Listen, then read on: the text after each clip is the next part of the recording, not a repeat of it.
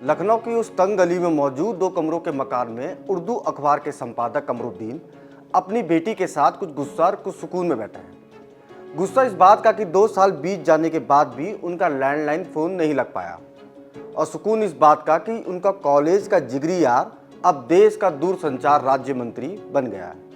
उसे पता चले तो कुछ मदद कर दे। लेकिन गुस्सा और सुकून के साथ कमरुद्दीन को एक तीसरा एहसास भी था, और वो था हिचकिचाहट का।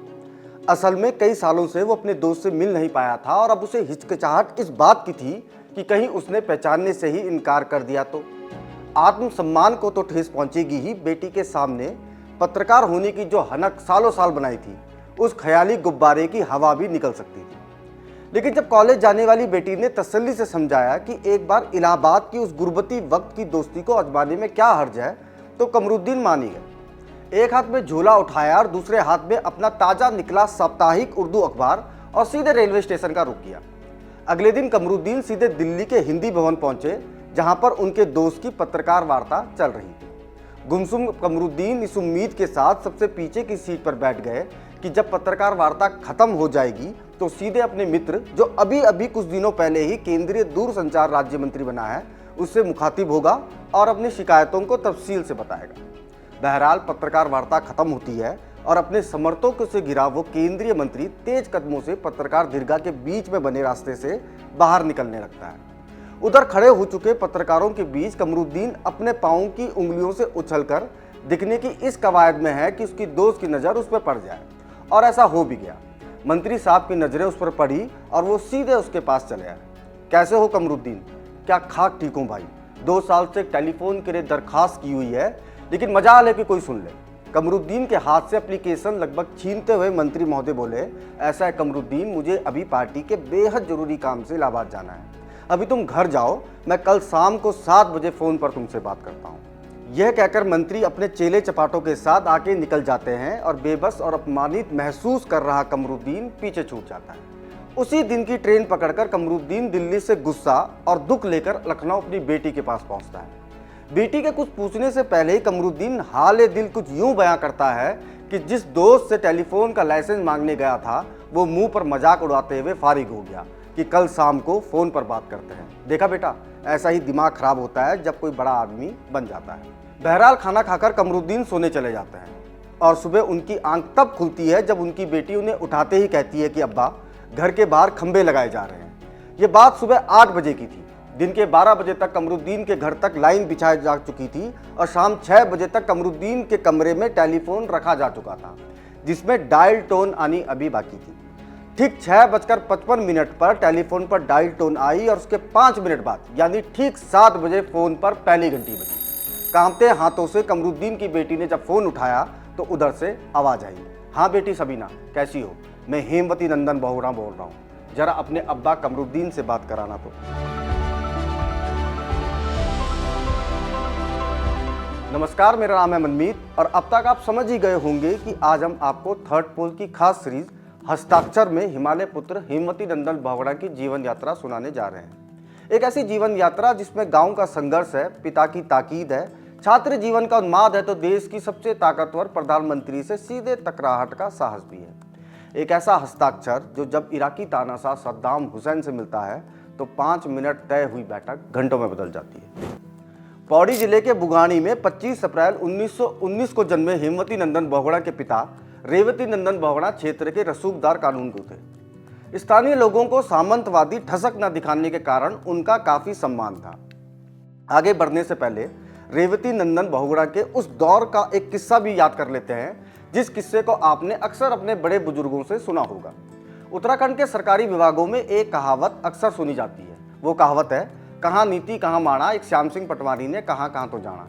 ये श्याम सिंह पटवारी जब माणा क्षेत्र के पटवारी हुआ करते थे, तब रेवती नंदन बहुगुणा नंदप्रयाग के पटवारी थे। इसी दौरान एक दिन तिब्बत से आए हुणिया डाकुओं ने श्याम सिंह पटवारी की हत्या सीमांत माणा गांव में कर दी थी। इन्हीं श्याम सिंह का अंतिम संस्कार रेवती नंदन बहुगुणा ने नंदप्रयाग घाट में किया था। बहरहाल हेमवती नंदन बहुगुणा जब 5 साल के हुए तो उन्हें पढ़ाने के लिए देवलगढ़ भेजा गया। यहाँ महज 5 साल की उम्र में हेमवती नंदन बहुगुणा ने ग्राम सुधार समिति का गठन कर सबको हैरत में डाल दिया। ये सुधार समिति गांव में सफाई के साथ ही साफ पेयजल की व्यवस्था करती थी।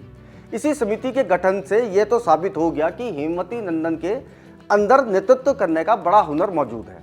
देवलगढ़ से 5वीं कक्षा पास करने के बाद आगे की पढ़ाई के लिए उनका दाखिला खिरसू स्कूल में किया गया। इस दौरान उनकी मां की भी मृत्यु हो गई। बाद में बहुगुणा का दाखिला पौड़ी के डीएवी स्कूल में किया गया। डीएवी में दाखिले के साथ ही हेमवती नंदन के भीतर का नेता साफ दिखाई देने लगा था। हेमवती नंदन बहुगुणा किताब में लेखिका और बहुगुणा की ही बेटी प्रोफेसर रीता बहुगुणा और डॉक्टर राम नरेश त्रिपाठी लिखते हैं कि एक दिन स्कूल के मंच से सभी गरीब बच्चों को ललकारते हुए उन्होंने भाषण देना शुरू किया, जिसका मजमून कुछ यूं था कि कोई भी बच्चा स्कूल की फीस नहीं देगा। स्कूल के प्रधानाचार्य राम सिंह भंडारी को जब इस विद्रोह का पता चला तो उन्होंने हेमवती नंदन की बेंच से खूब पिटाई की। बाद के सालों में बहुगुणा की नेतागिरी चलती रही और पिटाई भी होती रही, लेकिन एक बात तो अब तय हो चुकी थी और वो ये कि राजनीति मानो उनके तासीर में उतर चुकी थी। 19वीं सदी का पूर्वार्ध यानी 30 और 40 का दशक भारतीय इतिहास में काफी उथल पुथल वाला वक्त रहा है। यही वो दशक भी था जब चंद्र सिंह गढ़वाली ने पेशावर कांड में खुला विद्रोह कर अंग्रेज सरकार के हाथ पांव फुला दिए थे। यही वो दशक भी था जब नेताजी सुभाष चंद्र बोस की आजाद हिंद फौज ने भी अंग्रेज के खिलाफ खुला विद्रोह छेड़ दिया। महात्मा गांधी और जवाहरलाल नेहरू समेत तमाम नेता जेलों में बंद किए जा चुके थे। 1942 के बगावती दिन आते आते कांग्रेस के पैर पूरे देश में काफी जम चुके थे। 1931 से 1947 तक अखिल भारतीय कांग्रेस कमेटी का कार्यालय इलाहाबाद में ही था। महात्मा गांधी, लाला लाजपत राय, लोकमान्य तिलक, बिपिन चंद्र पाल, सुभाष चंद्र बोस सहित देश के तमाम बड़े नेता इलाहाबाद आते जाते रहते थे। उस समय इलाहाबाद राष्ट्रीय चेतना का ऐसा संगम था जिसमें डुबकी लगाए बिना आजादी का रंग गाढ़ा नहीं होता था। इन्हीं सब घटनाक्रम के बीच हेमवती नंदन बहुगुणा ने 1938 में इलाहाबाद के इंटर कॉलेज में दाखिला लिया। वो इलाहाबाद आए तो उच्च शिक्षा हासिल करने, लेकिन उस समय के माहौल में देश के प्रति समर्पित युवाओं की टोली में शामिल हो गए। राजकीय इंटर कॉलेज में उस समय जवाहरलाल नेहरू के चचेरे भाई विजय वांचू ने भी उनकी क्लास में दाखिला लिया था। उधर छात्रों को एक लीडरशिप चाहिए थी और बहुगुणा को माहौल, और जब वो माहौल बहुगुणा को इलाहाबाद में अपनी शुरुआती पढ़ाई में ही मिला तो उन्होंने इंटर कॉलेज में छात्र संसद का गठन किया, जिसमें इलाहाबाद में छात्र राजनीति में एक उफान पैदा हो गया। उसके गठन के साथ ही बहुगुणा को जरूरत थी कि ऐसे व्यक्ति की जो उसका विधिवत उद्घाटन कर सके। उस समय की राजनीति में जवाहरलाल नेहरू का बोलबाला था। हेमवती अपने दोस्त विजय वांचू के साथ आनंद भवन गए। वहां नेहरू से भेंट की और उनसे आग्रह किया कि वो छात्र संसद का उद्घाटन करें। नेहरू बहुगुणा की बात से प्रभावित हुए, लेकिन उन्हें किसी खास दौरे पर जाना था, लिहाजा उन्होंने अपनी बहन विजय लक्ष्मी पंडित के पति रणजीत पंडित को साथ ले जाने की सलाह दी। नेहरू के आदेश पर रणजीत पंडित ने न केवल छात्र संसद का उद्घाटन किया बल्कि 2 घंटे तक जोरदार तकरीर भी की। इस घटना ने बहुगुणा के नेतृत्व क्षमता की धाक छात्रों के बीच जमा दी। इस संसद में बहुगुणा को प्रधानमंत्री घोषित किया गया और संसद की कार्य प्रणाली को सुनिश्चित करने के लिए विपक्ष का गठन भी किया गया। राजकीय इंटर कॉलेज की परीक्षा पास करने के बाद 1941 में बहुगुणा ने इलाहाबाद विश्वविद्यालय में दाखिला लिया। ये वो दौर था जब विश्वविद्यालय का माहौल काफी गर्म था। विद्यार्थी जमकर राष्ट्रीय आंदोलन की गतिविधियों में भाग लिया करते थे। उनके पिता को जब यह अनुभव हुआ कि बेटा उनके नियंत्रण से बाहर हो रहा है तो उन्होंने विवाह के बंधन में बांधने का निर्णय लिया। बहुगुणा इसके लिए राजी नहीं थे, लेकिन पिता के आदेश की अवमानना से डरकर उन्होंने पौड़ी गढ़वाल के पट्टी नादल सियू की निवासी प्रतिष्ठित चंदोला परिवार की कन्या धनेश्वरी देवी के साथ विवाह के लिए हामी भर दी। बहरहाल दबाव में बहुगुणा ने विवाह तो कर लिया, लेकिन वो कभी इस विवाह संबंध को निभा न सके। उनसे कोई संतान भी न हुई। वो बुघानी में उनके पैतृक निवास में रही व सन 1947 में वो इलाहाबाद आई और बहुगुणा की बेटी प्रोफेसर रीता बहुगुणा जोशी के साथ रही। 2007 में उनका देहांत हुआ।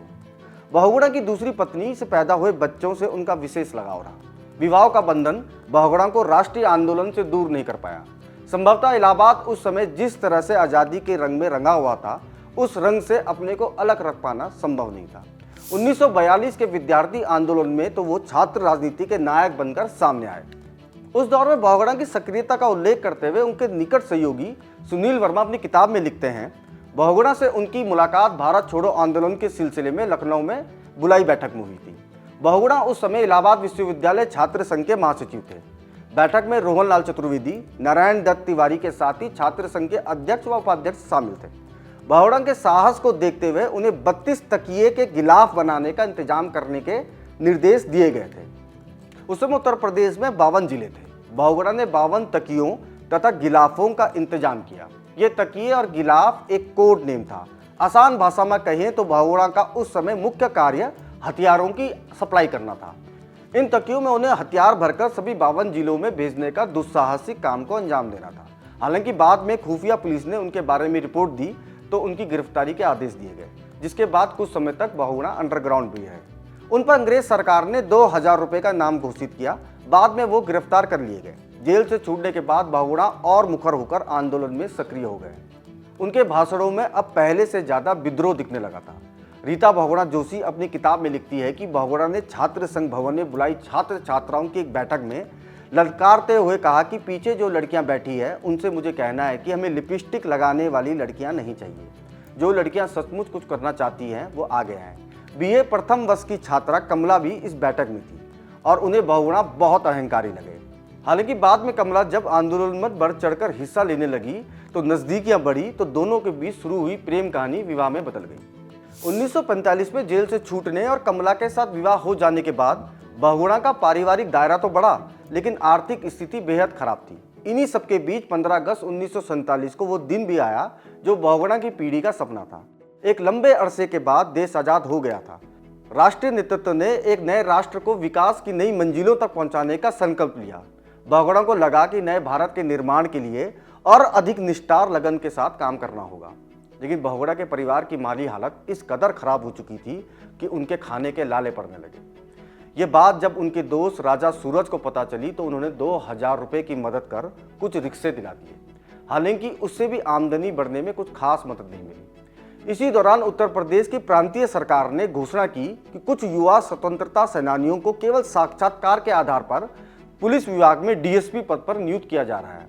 बहुगुणा के दोस्तों और उनके सहयोगियों ने उन पर दबाव डाला कि वो इस पद पर अप्लाई करें, लेकिन बहुगुणा इसके लिए तैयार नहीं थे। जब परिवार और दोस्तों ने बहुत दबाव डाला तो वो डीएसपी के पद पर इंटरव्यू के लिए लखनऊ जाने के लिए तैयार हुए। तय दिन वो ट्रेन में बैठे और लखनऊ के लिए रवाना हो गए। सभी रिश्तेदारों और सहयोगियों ने तसल्ली की सांस ली कि अब बहुगुणा की आर्थिक हालत ठीक हो जाएंगे। 3 दिन बाद बहुगुणा इलाहाबाद अपने घर पहुंचे। वो रिक्शे से उतरे तो सभी परिचितों ने उन्हें घेर लिया।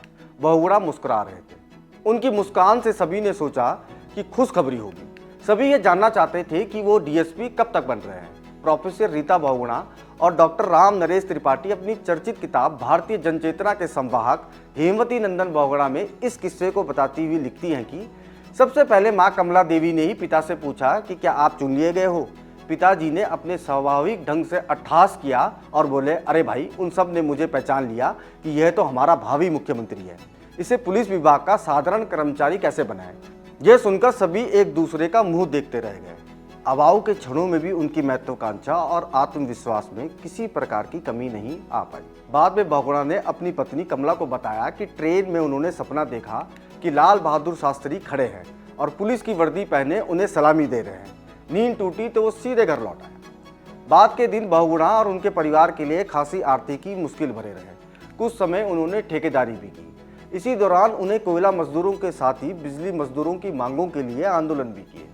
उन्होंने हाई कोर्ट में मजदूरों की मांगों को लेकर कई मुकदमे भी लड़े, जिसमें कई में जीत भी हासिल हुई। 1952 के पहले आम चुनाव से पूर्व बहुगुणा को एक महत्वपूर्ण यूनियन गवर्नमेंट प्रेस इलाहाबाद का अध्यक्ष चुन लिया गया।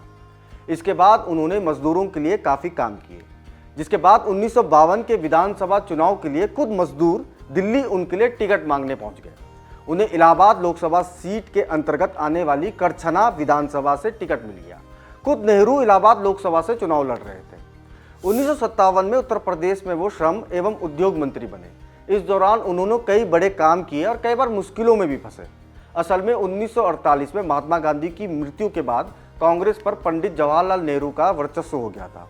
हालांकि नेहरू को भी एक बार जबरदस्त झटका उस समय लगा जब उनकी इच्छा के विरुद्ध राजश्री पुरुषोत्तम दास टंडन आचार्य कृपलानी को हराकर कांग्रेस अध्यक्ष हो गए। नेहरू ने इसे अपनी व्यक्तिगत हार के रूप में देखा और टंडन की कार्य समिति में शामिल होने से इनकार कर दिया। बाद में राजश्री टंडन ने 1950 में दिल्ली के विशेष अधिवेशन में नेहरू को अध्यक्ष का पद सौंप दिया था। 1962 में भारत पर हुए चीनी आक्रमण के बाद के घटनाक्रम से यह धारणा मजबूत हुई कि नेहरू का कद कांग्रेस संगठन पर ही नहीं बल्कि सरकार पर भी कम हुआ है। उसी समय यह एहसास प्रबल होने लगा था कि कांग्रेस पर दक्षिणपंथी विचारधारा का दबदबा बढ़ रहा है। नेहरू के नेतृत्व को चुनौती कोई दे पाता कि कामराज योजना के तहत केंद्रीय एवं राज्य सरकारों की शुद्धि का आंदोलन शुरू हो गया। मोरारजी देसाई, एस.के. पाटिल, बाबू जगजीवन राम सहित आधा दर्जन केंद्रीय मंत्रियों और कितने ही मुख्यमंत्रियों को संगठन की सेवा के नाम पर सरकार छोड़नी पड़ी। बाद की राजनीतिक परिस्थितियां ये सिद्ध करती है कि 1963 के बाद यदि कामराज योजना न लागू होती और मोरारजी देसाई मंत्रिमंडल में बने रहते तो 1964 में नेहरू की मृत्यु के बाद प्रधानमंत्री पद की शपथ गुलजारी लाल नंदा की जगह मोरारजी देसाई को दिलाई गई होती। बहरहाल नेहरू के निधन के बाद बहुगुणा लाल बहादुर शास्त्री से होते हुए इंदिरा गांधी के साथ आ गया। अब कांग्रेस का नया दौर इंदिरा गांधी का था।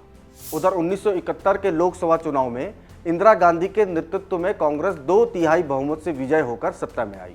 इस चुनाव में विपक्ष के नामी गिरामी सुरमा चारों खाने चित हो गए। इस अभूतपूर्व सफलता में बहुगुणा का भी योगदान था। बहुगुणा ने जिस कुशलता से चुनावों की जिम्मेदारी निभाई थी, उसके कारण पूरे देश में चर्चा थी कि उन्हें अवश्य कोई महत्वपूर्ण मंत्रालय सौंपा जाएगा। इसके विपरीत उन्हें केवल केंद्रीय राज्य संचार मंत्री का ही दायित्व सौंपा गया। उस समय के तमाम दावे थे कि बहुगुणा के कद को छोटा करने की नीयत से ऐसा किया गया। संभावना जताई गई कि यह इंदिरा गांधी की उस कार्यशैली का परिणाम था जिसके कारण वो किसी भी समर्थ नेता से स्वयं को खतरा महसूस करती थी। बहुगुणा ने बिना किसी प्रकार की आपत्ति के 2 सालों तक बड़ी कुशलता से संचार मंत्रालय का कार्यभार संभाला।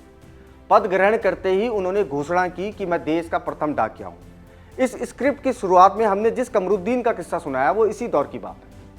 कांग्रेस के महासचिव पद पर रहते हुए बहुगुणा ने अपनी संगठनात्मक क्षमता की धाक पूरे देश में जमा ली थी और अब बारी थी प्रशासनिक योग्यता के परिचय देने की। उन्होंने संचार विभाग को नवीनतम तकनीकों से जोड़ा और संचार व्यवस्था का विस्तारण कर दूर दराज के गांवों तक उसकी सुविधाओं को पहुंचाने की योजना बनाई। भारतीय प्रशासनिक सेवा का वरिष्ठ अधिकारी इस मंत्रालय का सचिव होता था, लेकिन तमाम दबावों को दरकिनार कर उन्होंने पहली बार एक तकनीकी विशेषज्ञ को सचिव बनाया।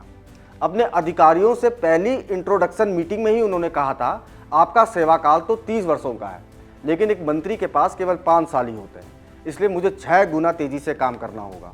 उनके कार्यकाल में व्यापक स्तर पर ग्रामीण क्षेत्रों में डाकघर खोले गए, साथ ही साथ सार्वजनिक टेलीफोन लगाए गए। ग्रामीण एवं शहरी संचार व्यवस्था में चुस्ती लाने के लिए उन्हें नए तरीके खोजे। लेकिन बहुगुणा की असली परीक्षा अब होनी थी और ये वक्त आया 1973 में। उन्हें 1973 में जलते हुए उत्तर प्रदेश की बागडोर सौंपी गई थी। प्रदेश उस समय एक राजनीतिक संकट के दौर से गुजर रहा था। पीएससी तथा पुलिस के विद्रोह ने शासन की धज्जियां उड़ा दी थी। हड़तालें, आगजनी, तोड़फोड़ से प्रदेश की अर्थव्यवस्था जर्जर हो चुकी थी। समूचा प्रांत भय, अव्यवस्था और आतंक के दौर से गुजर रहा था। दरअसल मई 1973 में हुई इस विद्रोह का बीजारोपण 1 दशक पूर्व हो चुका था। उत्तर प्रदेश पुलिस की तुलना में पीएससी की सेवा शर्तें अच्छी नहीं थी। पीएससी के जवानों को हर समय गंभीर परिस्थितियों से जूझने के लिए तैयार रहना पड़ता था। जहां कहीं भी स्थिति पुलिस के नियंत्रण से बाहर होती, वहां शासन पीएससी के जवानों को तैनात कर देता, लेकिन सुविधा एवं शर्तों की मांग पर कोई विचार नहीं किया जा रहा था। पीएससी के जवानों में इस बात का भी असंतोष था कि उनके अधिकारी उनसे घरेलू कार्य कराते हैं। ये जवान 10 वर्षों से अपनी मांगों के लिए संघर्षरत थे, लेकिन कोई उनकी मांगों पर गंभीर नहीं था। 1972 में हेड कांस्टेबल स्तर के एक पीएससी जवान भदौरिया ने इसका कमान संभाली और पुलिस परिषद का गठन कर उसकी सदस्यता आरंभ कर दी। पुलिस यूनियन का गठन होते ही शासन और प्रशासन में खलबली मच गई। उसने दमन का चक्र चला दिया।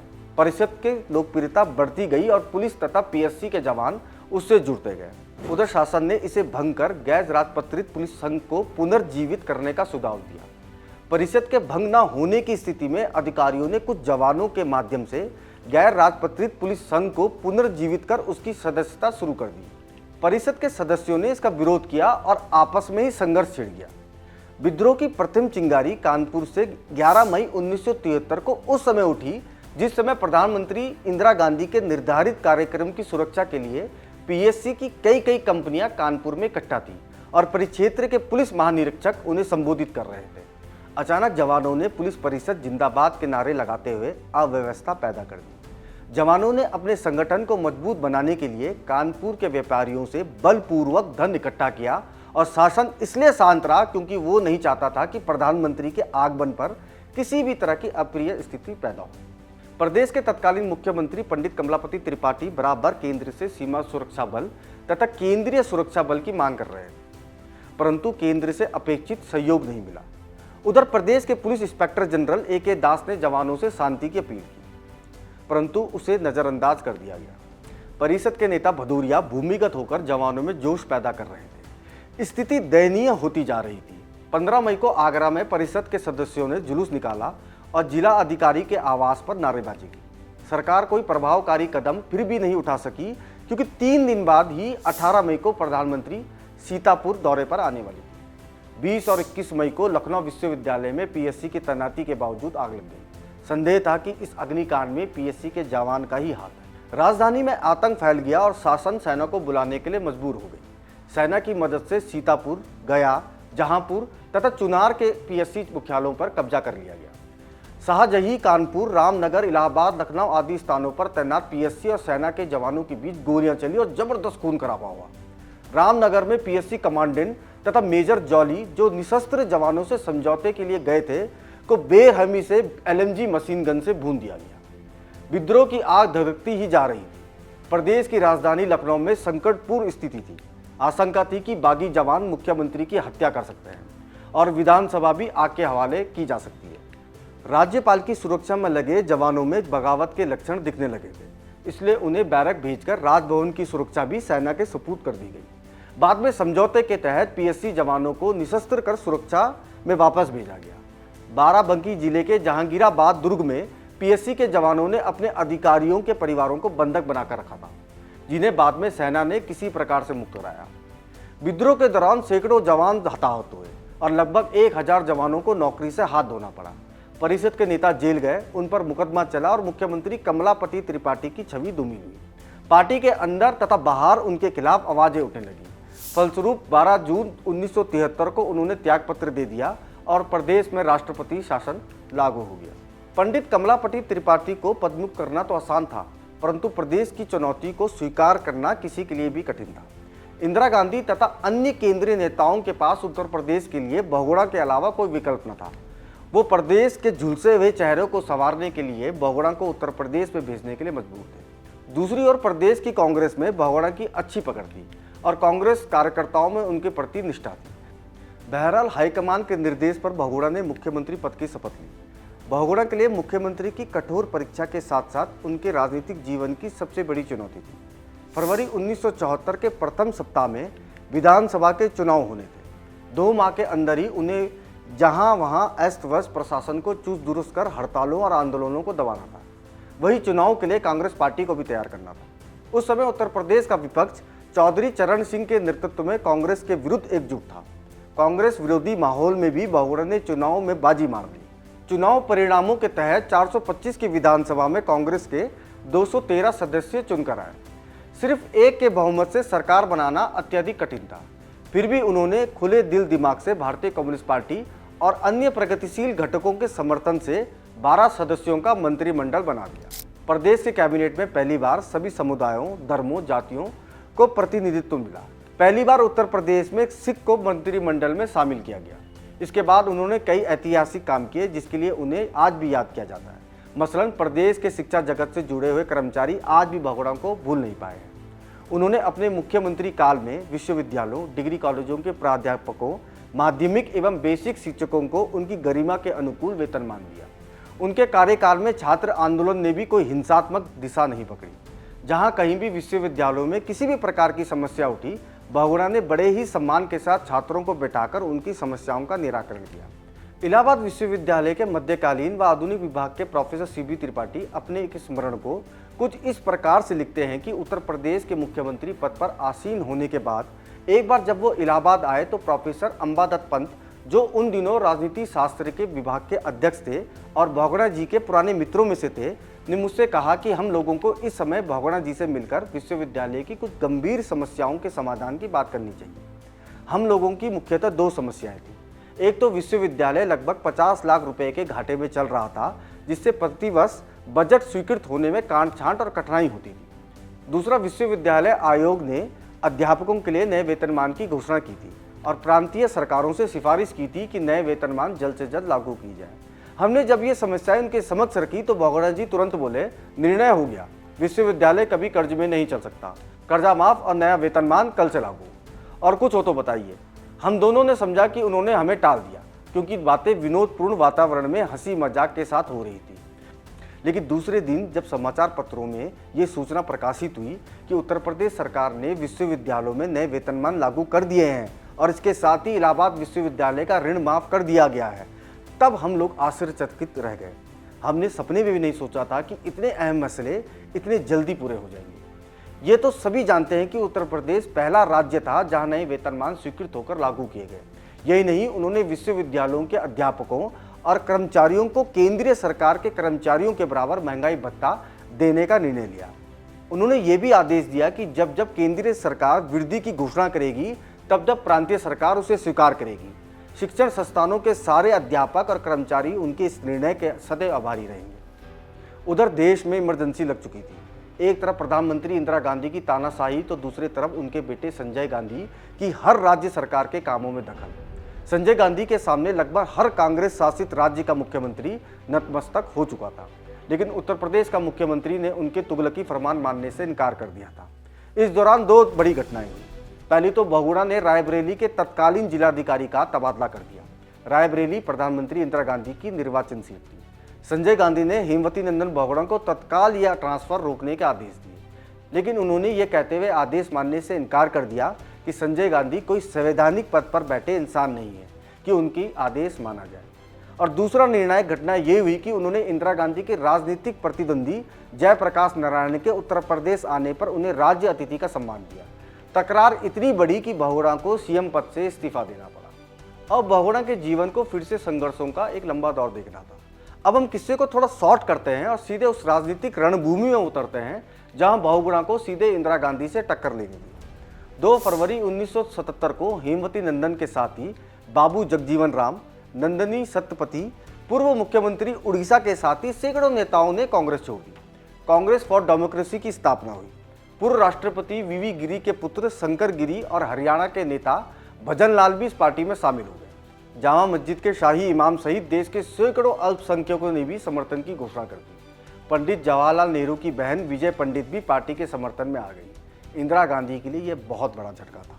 जनता पार्टी जो उस समय तक चुनाव का बहिष्कार करने की सोच रही थी, लेकिन अब वो भी चुनाव के लिए तैयार हो गई और सीएफडी के साथ गठबंधन कर मैदान में उतरी। कांग्रेस से त्यागपत्र देकर विद्रोह करने के पीछे बहुगुणा का लक्ष्य था पूरा जोखिम उठाकर लोकतंत्र की पुनर्स्थापना करना। वे जहां भी गए अपार भीड़ उनके स्वागत के लिए खड़ी रही। बहुगुणा सीएफडी के अखिल भारतीय उपाध्यक्ष की हैसियत से पूरे देश में चुनाव प्रचार कर रहे थे। वे एक एक दिन में कई जिलों का दौरा करते थे। उनके तूफानी दौरों से इंदिरा कांग्रेस में खलबली मच गई। बहुगुणा ने इस चुनाव में अपना संसदीय क्षेत्र उत्तर प्रदेश की राजधानी लखनऊ को चुना, जहां उनका मुकाबला इंदिरा गांधी की मामी शीला कौल से था। उन्होंने श्रीमती कौल को 1 लाख से अधिक मतों से पराजित किया। पूरे देश में कांग्रेस का सफाया हो गया और इंदिरा गांधी हाथ मलती रह गई। वह स्वयं भी रायबरेली से पराजित हुई। संजय गांधी भी अमेठी के चुनावी मैदान में चित हुए। 1977 की आंधी में कांग्रेस का सफाया होने का जहां प्रथम कारण इमरजेंसी तथा उस अवधि में लोगों के साथ हुई जातियां थी, वहीं दूसरा कारण बाबू जगजीवन राम, हेमवती नंदन बहुगुणा सरीके महारथियों का कांग्रेस से अलग हो जाना भी था। इंदिरा गांधी की गलतियों के कारण देश में पहली बार कांग्रेस सत्ता से बाहर हो गई थी। बहुगुणा ने एक बार फिर से अपनी संगठनात्मक शक्ति से श्रीमती गांधी को दिखा दिया था कि वह उनके बिना भी सत्तारूढ़ होने की हैसियत रखता है। इस चुनाव में जनता पार्टी की सरकार बनी, लेकिन राजनीतिक महत्वाकांक्षाओं के कारण यह सरकार ज़्यादा दिन न चली और इसके बाद हुए चुनाव में इंदिरा गांधी दोबारा देश का प्रधानमंत्री बनी। वक्त ने करवट बदला और उधर हेमवती नंदन बहुगुणा भी दोबारा कांग्रेस में लौटा। लेकिन अब दोनों के संबंधों में एक अविश्वास की परत चढ़ चुकी थी, जिसको मिटाना बहुत मुश्किल काम था। बहुगुणा जनवरी 1980 के आम चुनाव में गढ़वाल से कांग्रेस के टिकट पर संसद चुने गए थे। हालांकि महज 4 महीने बाद ही मई में उन्होंने लोकसभा सीट से इस्तीफा दे दिया और अब वो निर्दलीय उपचुनाव में उतरे। इंदिरा कांग्रेस के इस बार प्रत्याशी बने चंद्रमोहन नेगी। चंद्रमोहन नेगी प्रत्याशी तो बने, लेकिन इस चुनाव में जो लकीर खींची गई थी वो प्रत्यक्ष तौर पर बहुगुणा और इंदिरा गांधी के बीच थी। लिहाजा यह भारत के उन गिने चुने ऐतिहासिक चुनावों में से एक साबित हुआ जिसके किस्से कालांतर में कभी गंभीरता से तो कभी मजे लेकर चुनावी चौपालों में सुनाए जाते रहे। हुआ यूं कि 1981 के इस चुनाव में 5 प्रत्याशियों के अलावा इंदिरा कांग्रेस से प्रत्याशी बने चंद्रमोहन नेगी। चुनाव प्रचार और मतदान के दिन जमकर धांधली हुई, जिसकी शिकायत चुनाव आयोग से की गई। देश की आज़ादी के बाद ये पहला अवसर था जब आयोग ने मतगणना से पूर्व एक उच्च स्तरीय जांच के बाद चुनाव को रद्द कर दोबारा चुनाव कराने का फैसला किया। जब दोबारा चुनाव हुए तो पूरी गढ़वाल संसदीय सीट को पुलिस छावनी में बदल दिया गया। उस समय वहां तैनात पुलिसकर्मियों का आंकड़ा देखकर आप खुद समझ जाएंगे कि जब सत्ता चुनाव में दखल देती है तो हालत किस कदर होते हैं। आंकड़ों के अनुसार पहले 6,990 पुलिसकर्मी तैनात किए गए। उसके बाद जब इंदिरा गांधी चुनावी जनसभा के लिए आई तो उनके लौटने के बाद लगभग 3,000 पुलिस के जवान हरियाणा से बुलाकर गांव-गांव में तैनात कर दिए गए। जब इससे भी बात नहीं बनी तो तमाम मंत्रियों के बॉडीगार्ड, केंद्रीय अभिसूचना शाखा के जवान, रॉ आर्मी के खुफिया एजेंसी, सीबीआई और सीआईडी में तैनात जवान वहां तैनात कर दिए गए। गढ़वाल लोकसभा सीट पर वोटरों के हिसाब से पुलिसकर्मियों की तुलना की जाए तो औसत बैठता है प्रत्येक 3 मतदाताओं पर 1 पुलिसकर्मी। कहा जाता है कि खुद प्रधानमंत्री इंदिरा गांधी देहरादून में मौजूद गढ़ी कैंट में आर्मी गेस्ट हाउस में बने इलेक्शन वार रूम में पल पल की खबर ले रही थी। जब इससे भी काम नहीं चला तो इस लोकसभा सीट में जितने भी स्कूल थे सभी के प्रधानाचार्य के तबादले कर दिए गए। सरकार ने पूरी पौड़ी लोकसभा सीट को इस कदर पुलिस छावनी में बदल दिया था। इसका विपरीत असर ये हुआ कि जिसने ये सोचा था कि वो इस बार इंदिरा कांग्रेस को वोट देगा, वो भी इस आतंक से चिढ़ गया और फिर वोट बहुगुणा को पड़ा। कई गांवों में तो ग्रामीण महिलाओं ने हरियाणा पुलिस के साथ हुई धक्का मुक्की में कंडाली या जिसे बिच्छू घास भी कहते हैं उसका प्रयोग कर उन्हें खदेड़ा। 14 जून मतदान समाप्त होने के 2 घंटे बाद ही केंद्रीय गुप्तचर एजेंसी के एक वरिष्ठ अधिकारी ने गांधी को ये रिपोर्ट दे दी कि तमाम सरकारी कवायदों के बावजूद हेमवती नंदन बहुगुणा जीत रहे हैं। ये जानकारी मिलते ही देहरादून की उस सैनिक छावनी के गेस्ट हाउस में मौजूद मिसेस गांधी सेना के ही हेलीकॉप्टर में बैठकर दिल्ली लौट गई। हेमवती नंदन बहुगुणा बड़ी जिंदा दिली से लगभग 5 दशकों तक हिंदुस्तान की राजनीति में एक नक्षत्र बनकर चमकते रहे। बहुगुणा में प्रधानमंत्री बनने के सभी गुण थे, लेकिन कभी राजनीतिक धोबी पछाड़ तो कभी राजनीतिक विनियोग के कारण ये राजयोग कभी संभव न हो सका। जीवन में एक लंबी राजनीतिक पारी खेलने के बाद हेमवती नंदन बहुगुणा दिल के मरीज हो गए। जांच में आया कि उनका दिल इतना कमजोर हो चुका है कि भारत में उनका उपचार संभव नहीं है। उनके डॉक्टरों ने उन्हें अमेरिका जाकर बाईपास सर्जरी कराने का परामर्श दिया। अमेरिका में ऑपरेशन के दौरान उनका देहांत हो गया। उनके निधन के साथ ही भारत की राजनीतिक प्रभावमंडल का एक महत्वपूर्ण हस्ताक्षर सदा के लिए इतिहास बन गया। बहुगुणा की विरासत उनके बच्चों ने बखूबी निभाई। उनके बच्चों ने कालांतर में देश की राजनीति में बड़ा नाम कमाया। उनके बेटे विजय बहुगुणा पहले महाराष्ट्र हाई कोर्ट में जस्टिस रहे और बाद में उत्तराखंड के मुख्यमंत्री बने, जबकि बेटी प्रोफेसर रीता जोशी बहुगुणा पहले कांग्रेस और बाद में भाजपा में उत्तर प्रदेश से सांसद रही।